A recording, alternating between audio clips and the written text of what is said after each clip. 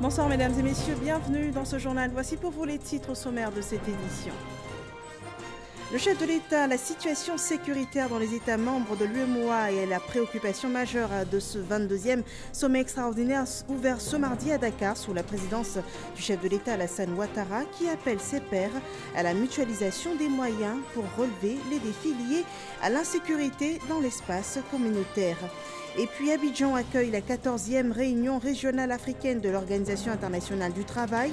L'avenir du travail centré sur l'humain, c'est la problématique à résoudre par les participants de ces assises qui se tiennent jusqu'au 6 décembre prochain ici à Abidjan.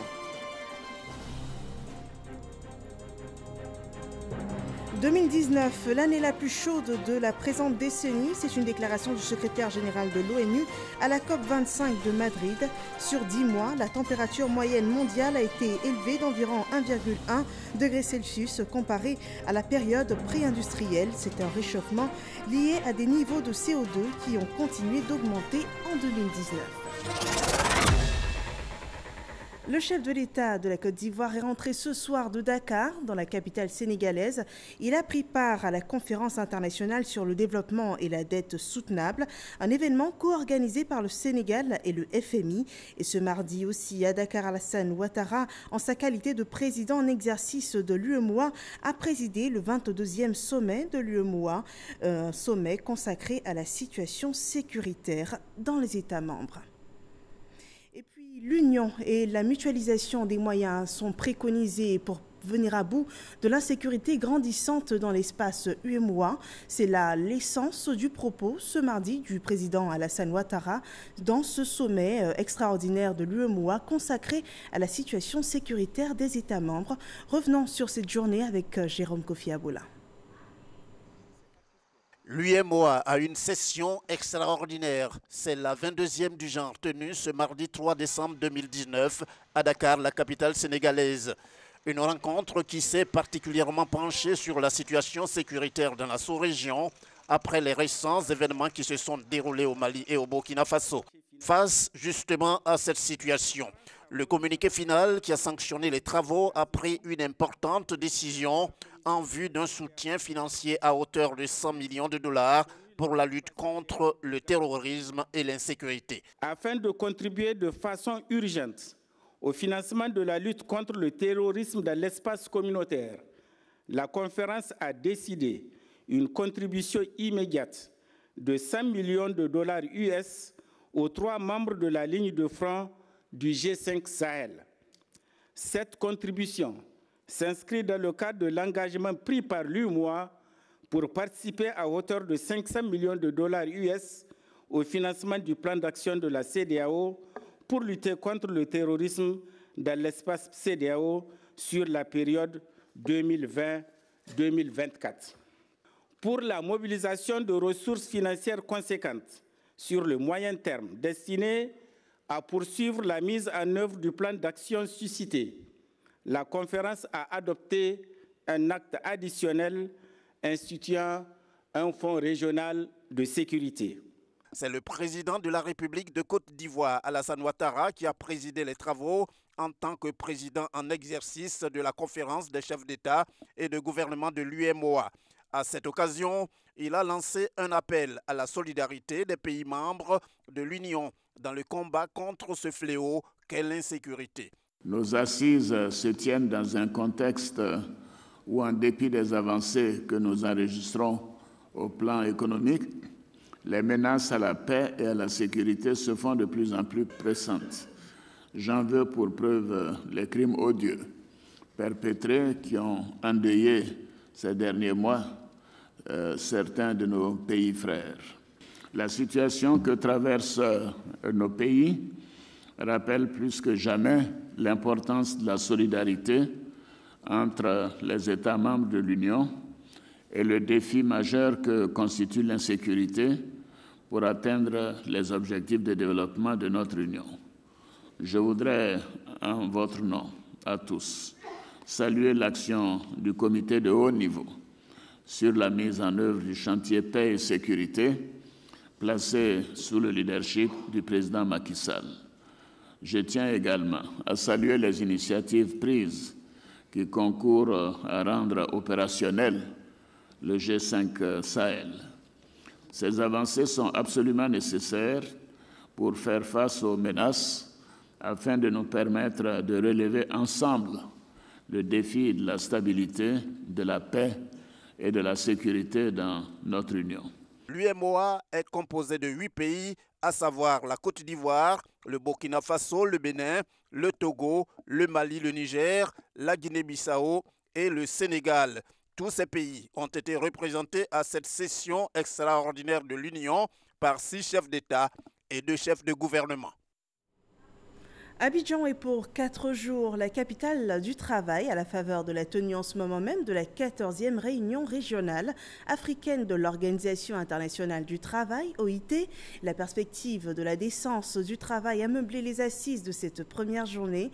Pour les intervenants, les États membres de l'OIT devraient travailler à investir pour la création de conditions pour un emploi décent et aussi pour la justice sociale sur le continent. Didier Nguessan.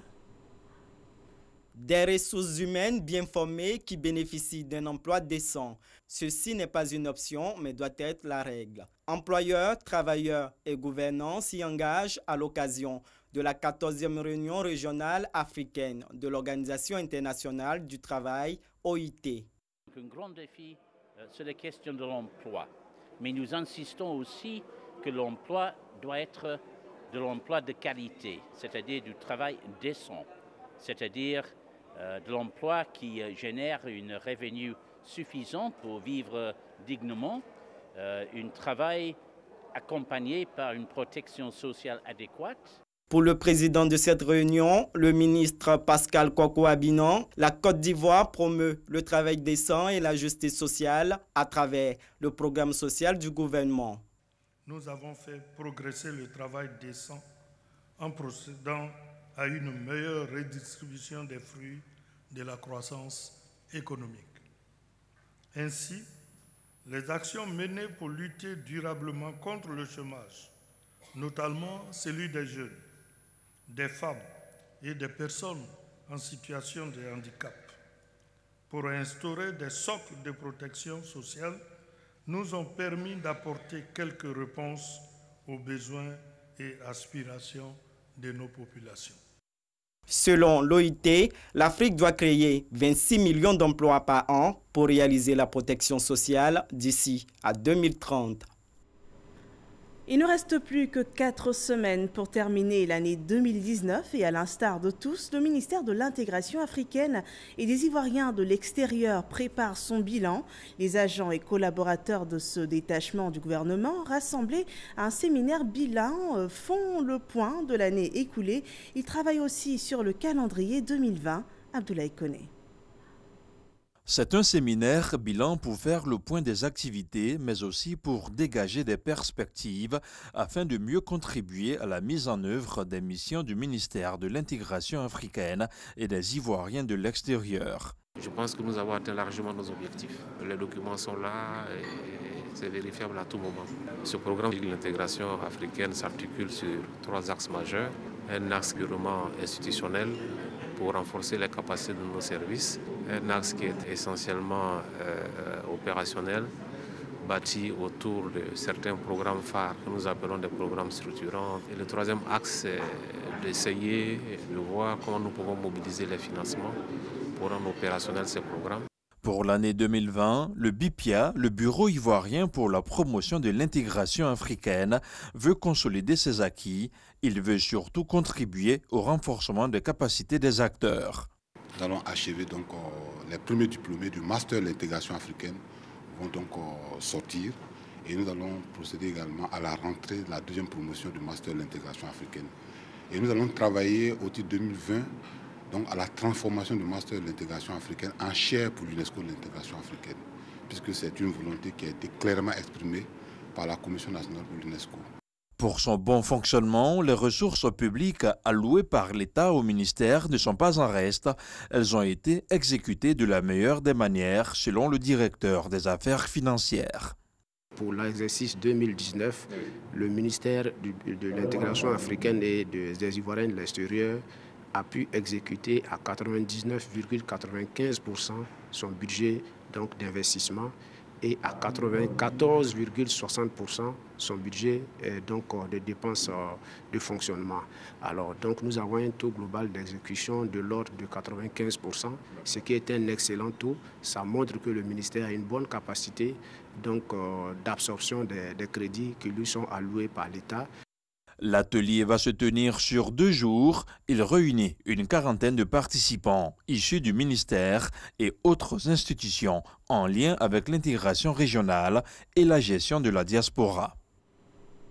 Ce 3 décembre 2019, les personnes en situation de handicap étaient à l'honneur partout dans le monde. Cette date marque en effet la journée dédiée aux droits des personnes en situation de handicap.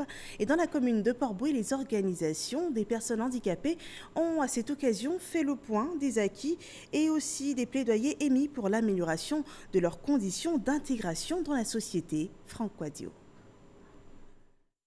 Jean Ludovic, assistant comptable, est handicapé moteur depuis plusieurs années. La mobilité est l'une des situations difficiles à gérer pour se rendre au service. Aujourd'hui, ce qui pose difficulté, c'est vrai, c'est le déplacement de ces personnes handicapées-là. C'est-à-dire, vous êtes physiquement bien portant et moi handicapé. Alors, vous pouvez faire facilement 500 mètres à pied avant d'avoir soit le bus, mais ce n'est pas le cas pour moi. Outre les problèmes liés au déplacement, les personnes vivant avec un handicap sont confrontées à d'énormes difficultés. Malgré les efforts du gouvernement pour améliorer les conditions de vie de cette frange de la population, des difficultés demeurent à Port-Bouët. Ce 3 décembre, journée internationale consacrée à porter des réflexions sur la situation des handicapés. C'est l'occasion pour certains de faire entendre leur voix. Nous voulons que les handicapés de la commune de Port-Bouët soient formés gestion, comme la formation en gestion d'entreprise, en entrepreneuriat. Nous voulons aussi que les handicapés de la commune de Port-Bouët soient pris en compte par la mairie de Port-Bouët, c'est-à-dire qu'ils puissent avoir un emploi. Soutenir les personnes handicapées, un engagement est alors pris par les autorités communales. Le maire Emou s'est inscrit donc dans cette même dynamique et dans les pas laissés par Mme Hortense Akangui et donc a également encore apporté son appui. C'est une subvention de l'ordre de 15 millions de francs CFA annuels. Ce n'est pas grand-chose, nous en sommes bien conscients, mais c'est un premier pas pour soutenir cette association vaillante. Dans un sens plus large, la Confédération des organisations des personnes handicapées de Côte d'Ivoire félicite l'État ivoirien pour les recrutements dérogatoires, sans oublier de plaider pour l'égalité des chances. Nous encourageons également le gouvernement, le secteur privé, les partenaires au développement à poursuivre et intensifier les efforts dans le sens de l'inclusion des personnes handicapées. Selon les statistiques publiées récemment par le ministère de l'Emploi et de la Protection sociale, 1095 personnes en situation de handicap ont intégré la fonction publique grâce au recrutement dérogatoire. Parlons à présent de ce dispositif qui vient régler un problème social. Un comité local de lutte contre le racket a été installé à Beaunois. Le directeur général de la décentralisation et du développement local, qui était présent à cette cérémonie d'installation, a sensibilisé ses agents à Beaunois à la rigueur et au professionnalisme. C'est un gage de bonne gouvernance que nous présente Mamadou Kouassi. Beaunois, commune située dans le département des Grands Bassam, est confrontée à l'image de plusieurs collectivités territoriales de Côte d'Ivoire au phénomène du racket. Une véritable gangrène de l'économie nationale. Pour freiner le racket dans cette sous-préfecture du Sud Komoué, un comité local de lutte contre le racket est mis en place, composé des acteurs de la société civile, des fonctionnaires et des forces de défense et de sécurité. Ce comité est dirigé par le maire de Beaunois. Nous allons, grâce à cette équipe où il y a toutes sortes de compétences, nous ferons le travail que nous avons à faire. On va vouloir tendre vers l'idéal, c'est-à-dire zéro racket à Beaunois. Que le racket, ce n'est pas seulement une affaire des forces de l'ordre. Le racket, nous sommes tous à la fois victimes, à la fois responsables des actes de racket. Il faut apprendre à dénoncer. L'inspecteur général adjoint de la police nationale a invité les populations à soutenir ce comité afin de lutter contre la pauvreté. Aux forces de défense et de sécurité, il passe ce message. Les policiers et les gendarmes sont des agents d'application de la loi. Vous n'êtes pas des législateurs. Il ne vous appartient pas de déterminer les actes qui sont payants. Il ne vous appartient pas de déterminer les interventions qui sont payantes. Vous devez utiliser la loi qui vous indique ce qui est payant et le porter à la connaissance des usagers pour qu'ils s'acquittent de cette loi-là qui, lorsqu'ils sont payés, sont versés dans les caisses de l'État. Le directeur général de la décentralisation et du développement local a saisi l'occasion pour faire un coup magistral sur la bonne gouvernance, une valeur qui doit se sentir dans le vécu quotidien des populations. Selon lui, Laza Dago Djaï a demandé aux élus locaux et aux populations un comportement citoyen. Le gouvernement souhaite que dans notre pays, que les maires puissent poursuivre et renforcer le changement de nos comportements vis-à-vis de la chose publique et que les populations à la base, les citoyens de nos communes, soient un peu plus bénévoles, un peu plus engagés dans le respect des biens et des ressources publiques, en vue d'intensifier et réussir la lutte contre la pauvreté et la construction durable de nos cités. Avec le soutien de la Haute Autorité pour la bonne gouvernance, ce comité bénéficiera d'une formation dans les jours à venir. Une installation qui intervient après celle d'Anyama, d'Aboasso, de Gagnoua et de Séguéla. Portons nos regards à présent sur ces deux localités jumelles de Dabakala dans la région du Humboldt. Il s'agit de Satama Sokoro et de Satama Sokura. Ces deux localités sont chères au peuple Djamala. Ils rêvent tous là-bas de développement, un développement qui ne commencerait pourquoi pas par le bitumage de la voie qui les lie à la ville de Bouaké, Eugène Atoubé. Satama Sokoro. Un visuel à l'entrée de la ville souhaite la bienvenue aux visiteurs.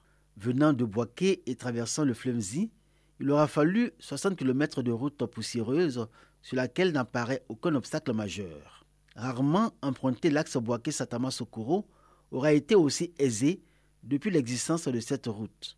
Usagers et populations de Satama Sokoro ont encore le souvenir de leur parcours de combattant. Impraticable. Avec la voiture, vous ne pouvez pas, même les 4x4 ne pouvaient pas. C'est les voies qui ont été abandonnées depuis plusieurs années, on ne sait pas. 20 à l'heure, 30 à l'heure. On n'est même pas voulu arriver même 50 à l'heure, 40 à l'heure. Vraiment, c'est même chose, ça nous fatigue. En dépit de la difficulté d'accès à leur village, c'est toujours le cœur empli de joie que les filles, fils et cadres de Satama Sokoro retournent chez eux. Un retour chez soi, pas souvent fréquent, mais toujours favorisé par la survenue d'événements heureux, comme lors de la visite du président de la République Alassane Ouattara dans cette localité. Ce jour du 29 novembre, Satama Sokoro a fait montre d'une mobilisation exceptionnelle, comparable à la période durant laquelle, chaque année, depuis 2016, Satama Sokoro accueille son festival annuel, le Djamala Koya. Satama Sokoro, à ce moment particulier, devient le lieu de convergence de ces filles, fils et cadres, venus communier à la faveur des mariages collectifs. C'est notre village. Il faut être fier de ton village, quel que soit l'axe qui vient chez toi. Donc on a vu tous nos sœurs à venir au village, à assister au Djamala Koya. On veut vraiment qu'on nous aide pour la route. C'est un peu à l'image du Pakunu, en pays baoulé, disons. Nous avons voulu mettre en relief, en exergue, la culture Djamala. Le festival Djamala Koya est pour Satama Sokoro un moyen de défense et d'illustration de la culture Djamala. Ce peuple est réparti dans deux sous-préfectures, à savoir Satama Sokoro et Satama Sokora, la petite sœur, selon les populations de Sokoro. Les deux localités ont toujours entretenu des rapports de saine concurrence. Satama Sokora est une petite ville paisible où les populations sont encore confrontées à de nombreux manques en termes de développement. Malgré l'existence d'infrastructures socio-économiques de base, la vie y est dure et, chose frappante, Satama Sokora n'abrite plus de marché depuis plus de 20 ans. Quand la traite de l'Anakad arrive comme ça, là, les coupeurs de route prennent la route. Et quand tu dois voyager, tu as tout un problème pour voyager si tu as une grosse somme sur toi.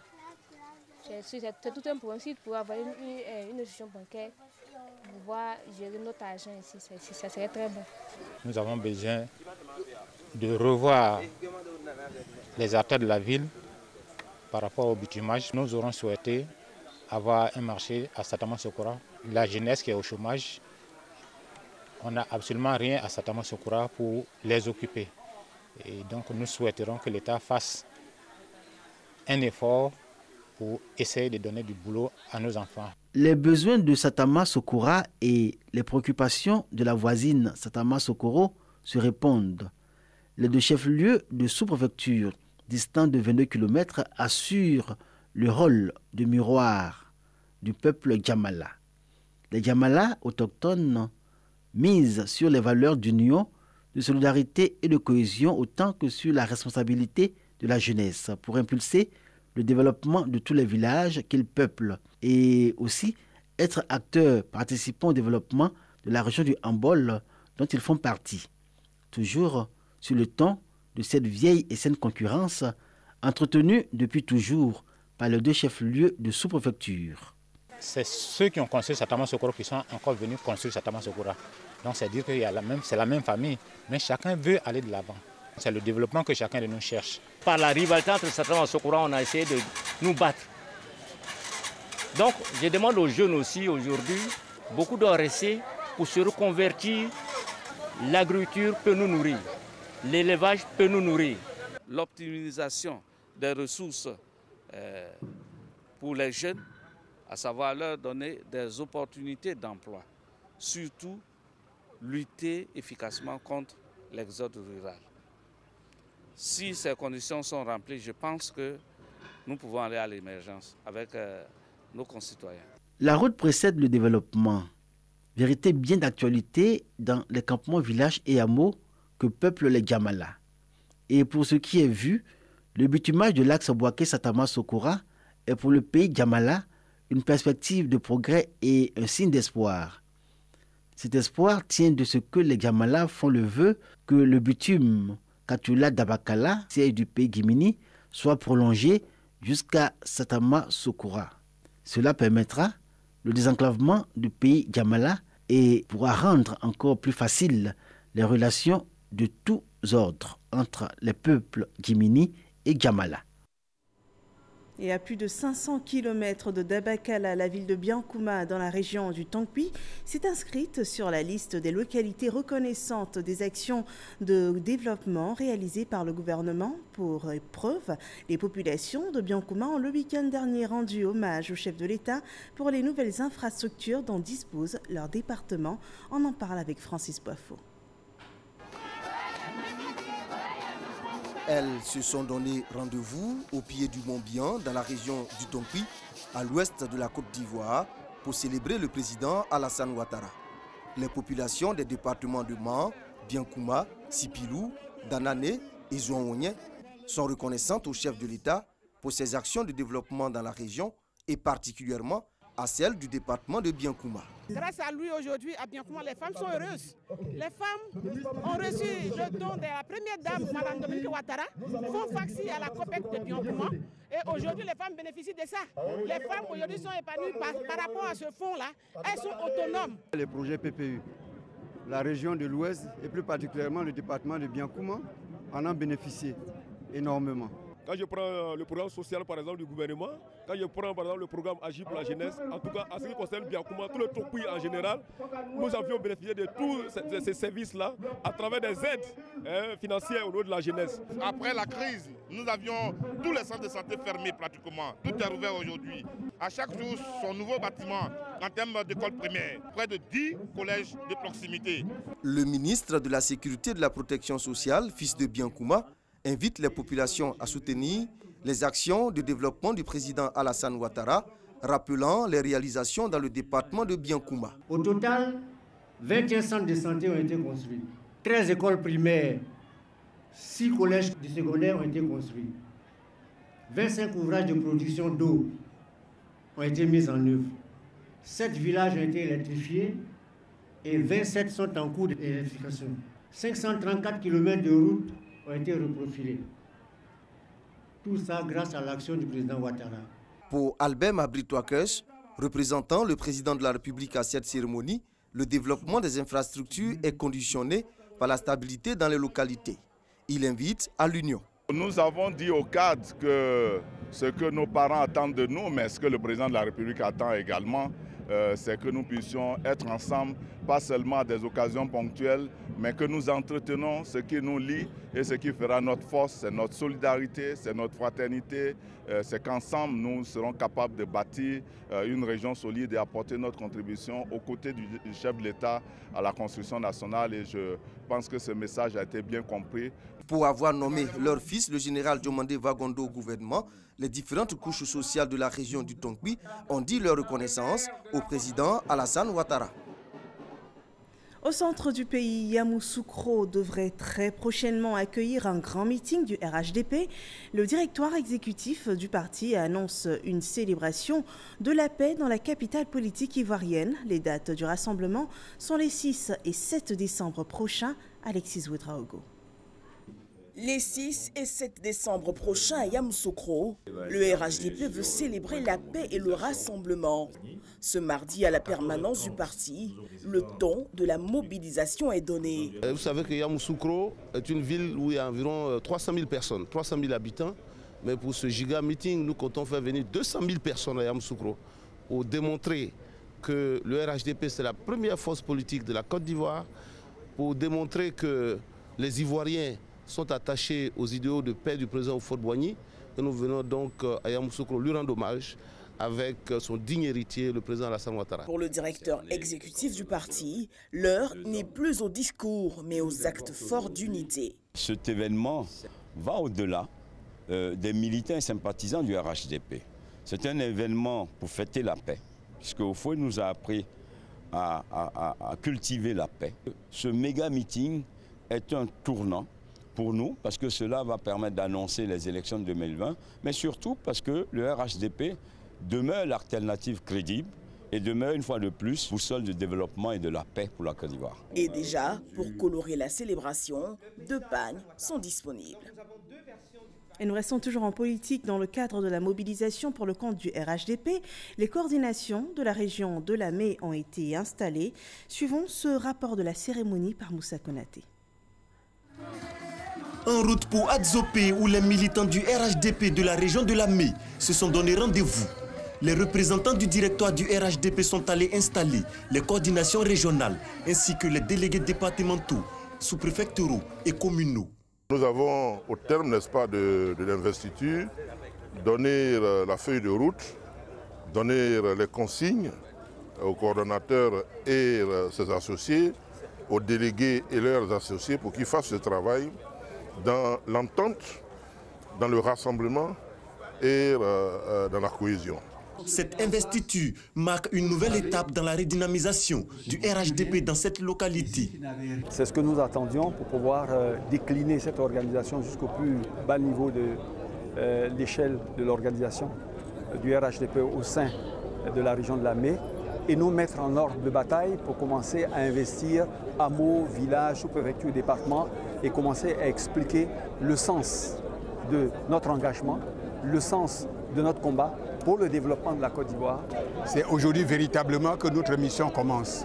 Et nous n'allons pas attendre, nous allons investir le terrain pour porter le message de paix, de cohésion, de stabilité, pour un développement harmonieux de la Côte d'Ivoire que le président de la République, son Excellence Alassane Ouattara, prône et qui nous inculque.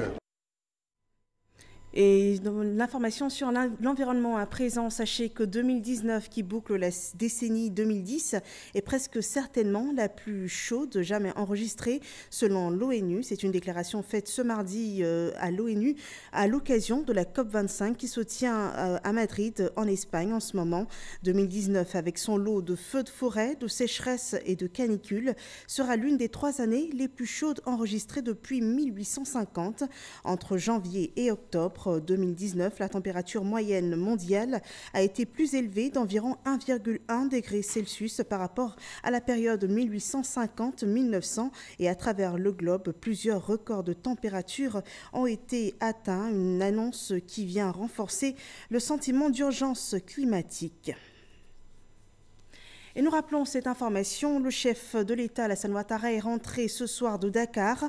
Dans la capitale sénégalaise, il a pris part à la conférence internationale sur le développement et la dette soutenable, un événement co-organisé par le Sénégal et le FMI lundi dernier. Et ce mardi aussi à Dakar, Alassane Ouattara, en sa qualité de président en exercice de l'UEMOA, a présidé le 22e sommet de l'Union consacré à la situation sécuritaire dans les États membres. Et pour venir à bout du phénomène, Alassane Ouattara préconise l'union et la mutualisation des moyens par les États membres de l'UEMOA. C'est la fin de cette édition. Merci de nous avoir suivis. Rendez-vous demain pour un autre journal. Bonsoir chez vous.